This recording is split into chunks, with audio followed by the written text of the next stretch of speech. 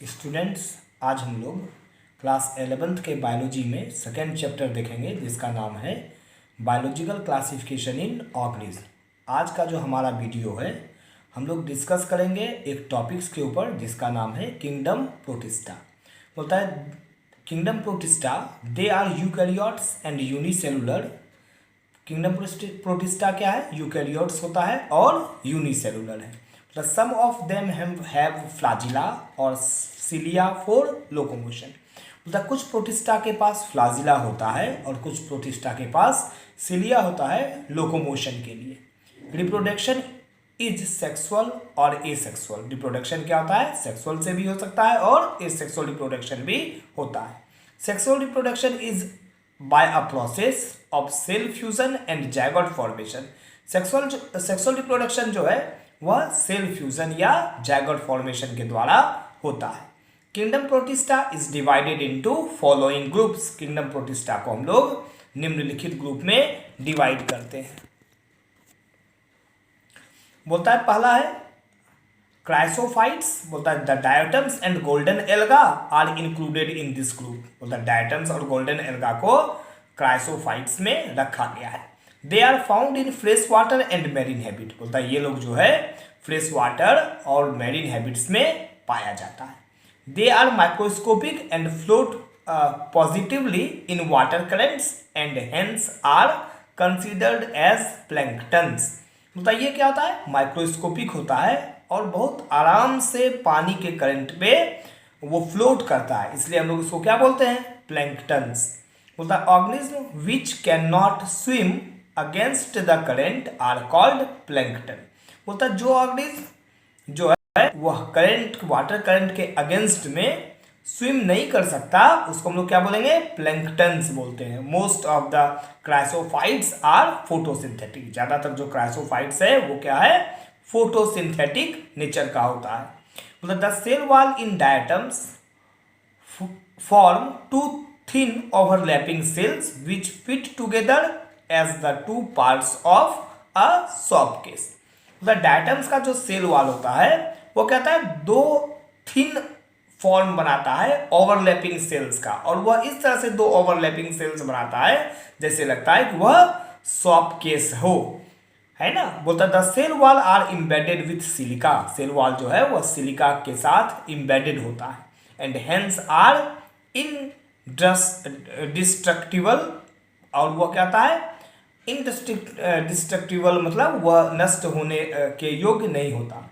बोलता है due to this diatoms leave behind a large amount of cell wall deposit in their habit. बोलता है यही कारण है कि डायटम्स जो है अपने हैबिटेट पे बहुत ज़्यादा सेल वॉल जो है डिपोजिट करके रखता है। The cell wall accumulations of diatoms over billion of years is called diatomaceous earth। बोलता है एटम का जो सेल वॉल्स है वो एक्यूमुलेशन रहता है, बहुत बिलियन ऑफ ईयर से वो एक्यूमुलेशन रहता है, इसलिए हम लोग उसको डायटोमसियस अर्थ बोलते हैं। The soil is gritty and hence is used in polishing and for filtration of oil and syrup. बोलता है सोयल कैसा है? वो ग्रिटी, सोयल ग्रिटी होता है, इसलिए हम उसका यूज पॉलिश करने के लिए, ऑयल और सिरप को फिल्ट्रेशन के लिए करते हैं। बोलता है diatoms are main producer in the ocean. Diatoms जो है वह ओशन का मेन प्रोड्यूसर कहलाता है and thus are integral part of the marine food chain. इसलिए वह मैरीन फूड चेन का इंटीग्रल पार्ट होता है। बोलता है डायनोफ्लाजिलेट्स। बोलता है they are usually marine and photosynthetic. Dinoflagellates जो है यह सामान्यतः क्या होता है? मेरीन और फोटोसिंथेटिक होता है। They appears yellow, green, brown, blue और red according to the pigment present in them. बोलता है डायनोफ्लाजिलेट्स के पास जैसा पिगमेंट पाया जाता है वह देखने में उसी तरह लगता है, कभी येलो, कभी ग्रीन, कभी ब्राउन, कुछ ब्लू और कुछ रेड होता है, यानी जैसा पिगमेंट पाया जाएगा वह देखने में वैसा ही होगा। बोलता है stiff cellulose plates are present on the outer surface of the cell wall in dinoflagellates. बोलता है डायनोफ्लाजिलेट्स के सेल वॉल पर एक कड़ा सेलुलोज का प्लेट पाया जाता है। बोलता है most of the dinoflagellates have two flagella one flagellum lies longitudinally and another transversely in a furrow between the wall plates. बोलता ज्यादातर जो डायनोफ्लैजिलेट्स है उसके पास दो फ्लैजिला होता है, एक फ्लैजिलम जो है वह लॉन्गिट्यूडनली और दूसरा जो है वह ट्रांसवर्सली रहता है वॉल प्लेट के बीच में। बोलता है euglenoids most of them live in fresh water habitat in stagnant water, cell wall is absent, there is a protein rich layer called pellicle. मतलब ज्यादातर जो यूग्लिनॉइड्स है वह फ्रेश वाटर हैबिटेट में पाया जाता है जहां पर पानी स्थिर होता है, इसमें सेल वॉल नहीं पाया जाता और इसके पास एक रिच प्रोटीनस लेयर पाया जाता है जिसको हम लोग पेलिकल बोलते हैं। किसके जगह पर? सेल वॉल के जगह पर यूग्लिनॉइड्स में एक रिच प्रोटीनस लेयर पाया जाता है जिसको हम लोग पेलिकल बोलते हैं। The pellicle makes their body flexible, चूंकि पेलिकल जो है वह रिच प्रोटीन लेयर का बना होता है इसलिए पेलिकल जो है यूग्लिनॉइड्स के बॉडी को फ्लेक्सिबल बनाता है। Two flagella one short and another long are present, euglenoids में दो फ्लैजिला पाया जाता है, एक छोटा और दूसरा लंबा होता है। They are photosynthetic but behave as heterotrophs in the absence of sunlight. Example Euglena. बोलता है ज्यादातर जो यूग्लिनॉइड्स है वह फोटोसिंथेटिक होता है कब? जब सनलाइट प्रेजेंट होता है, लेकिन जब सनलाइट अब्सेंस हो जाता है तो यह कैसा बिहेव करता है? हेटेरोट्रॉप्स के तरह। एग्जाम्पल में यूग्लिना। बोलता है स्लाइम मोल्ड्स, बोलता है these are saprophytic, the body moves along decaying twigs and lives and feed on organic matter। बोलता है स्लाइम मोल्ड्स क्या होता है? यह सेप्रोफिटिक नेचर का है, दैट मीन्स ये डेड एंड डेकेई ऑर्गेनिज्म पे पाया जाता है ना। बोलता है और उसी ऑर्गेनिक मटेरियल से वह फीड भी करता है।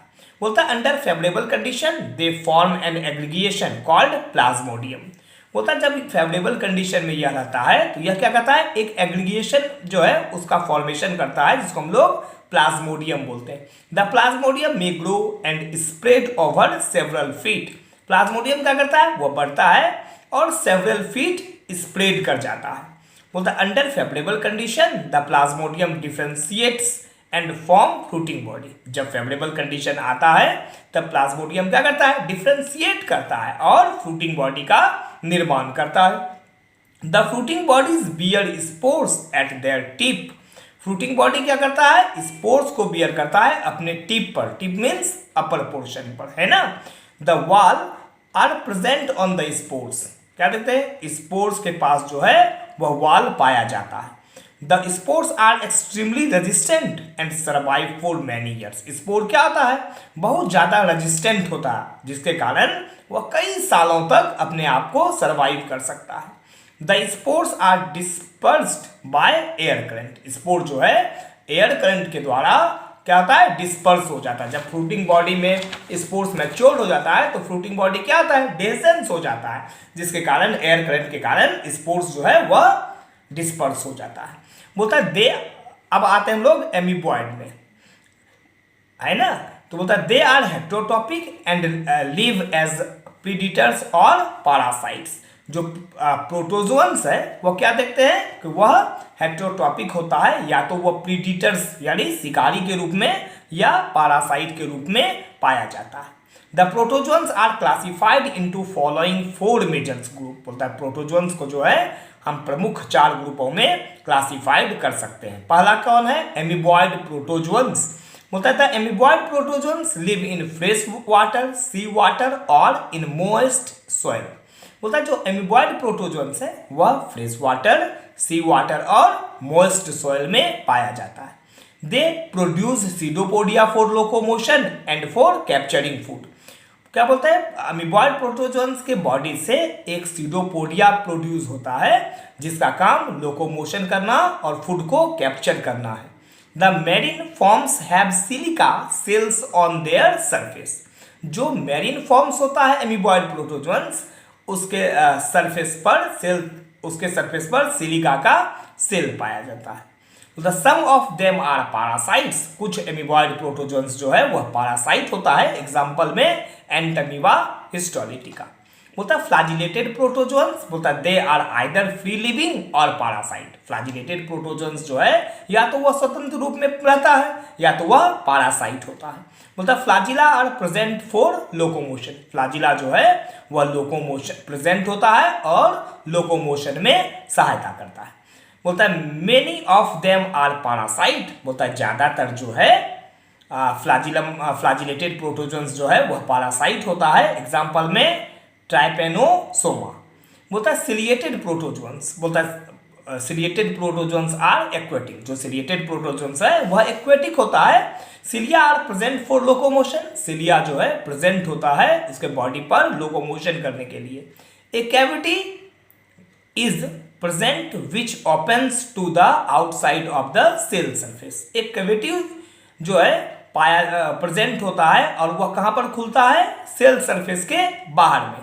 उस कैविटी को हम लोग क्या बोलेंगे, गुलेट। बोलता है the coordinated movement of cilia facilitates the entry of food laden water into the gullet.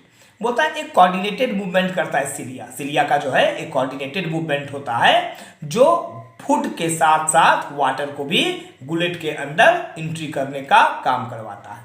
Example में क्या होगा सिलिएटेड प्रोटोजोन्स का, पारामीशियम है ना। लास्ट जो है वह है हम लोगों का स्पोरोजोन्स। स्पोरोजोन्स जो है यह लास्ट है ना। बोलता है the sporozoans have an infectious spore like stage in their life cycle. जो स्पोरोजोन है उसके पास एक इन्फेक्शस स्पोर लाइक स्टेज होता है उसके लाइफ साइकिल में। एग्जांपल में प्लाज्मोडियम। प्लाज्मोडियम को क्या बोलते हैं, मलेरिया पैरासाइट है ना।